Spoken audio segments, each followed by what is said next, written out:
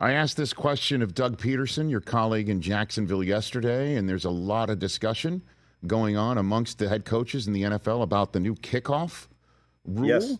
So let me ask you the standard questions, if you will, that's going on right now, which Sure. is the idea that nobody's going to show a single hand or a single play in the preseason. No one's going to do that. But Right. then there's a question of how to figure out how this is going to work out in the regular season.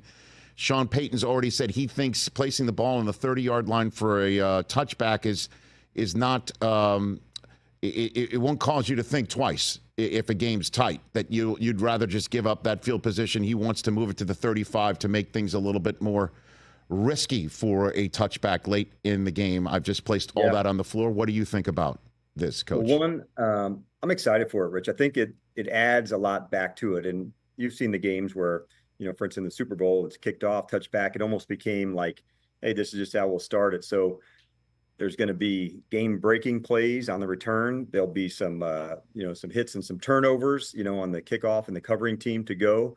So there's a lot to learn, but I think it's going to add stuff to the game as we're working through.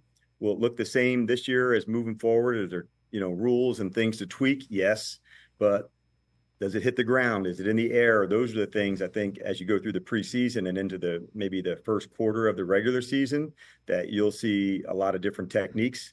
And as the return goes, some people think of it, hey, this is going to be more like running backs where it's a zone play and you can hit a crease and go. Others are going to find, different returners who have the traditional return side to them using it. But at the end of it, man, it's space and speed, just like special teams mostly is. That's what's going to make the big decisions on those plays. So do you agree that we won't see much in the preseason?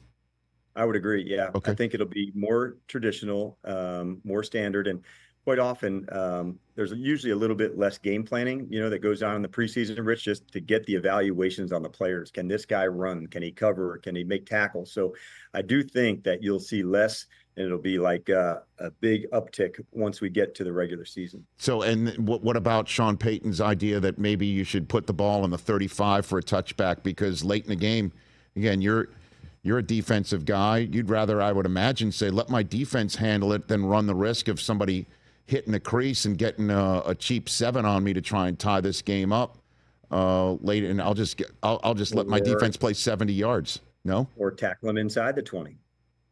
Okay. So Sean's right that I think just the nature of it, Rich, that we're going to have more returns than we've had in a really long time. So I think big picture wise, if you're looking at it from 10,000 feet, that's what we're trying to accomplish. Now, last 2 minutes of a game, onside, how we're doing those things, kickoffs after a safety, these are all things that well, how is that going to look?